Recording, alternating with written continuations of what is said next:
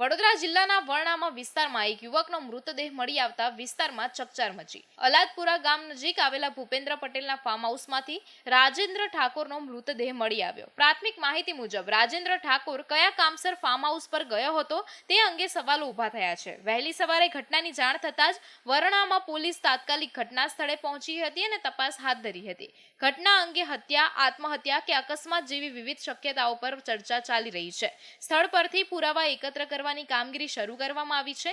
સ્થાનિક સ્તરે એવી ચર્ચા છે કે ઝટકા મશીનના તાર સાથે 3 ફેઝ કરંટનું જોડાણ કરવામાં આવતા આ ઘટના બની હોઈ શકે છે, પરંતુ સામાન્ય રીતે ઝટકા તાર માટે સિંગલ ફેઝ પુરવઠો ઉપયોગમાં લેવાતો હોય છે, ત્યારે 3 ફેઝ કરંટ ક્યાંથી અને કેવી રીતે જોડાવવામાં આવ્યો તે તપાસનો મહત્વનો મુદ્દો બન્યો છે। પોલીસે મૃતદેહને પોસ્ટમોર્ટમ માટે ખસેડવામાં આવ્યો છે અને રિપોર્ટની રાહ જોવામાં આવી રહી છે। ત્યારે બીજી તરફ પરિવારજનોએ સમગ્ર ઘટનાની નિષ્પક્ષ અને ઊંડાણપૂર્વક તપાસ કરવાની માંગ કરી છે। પરિવાર દ્વારા રાજેન્દ્ર ઠાકોરને ન્યાય મળે તેવી ઉગ્ર માંગણી કરવામાં આવી રહી છે।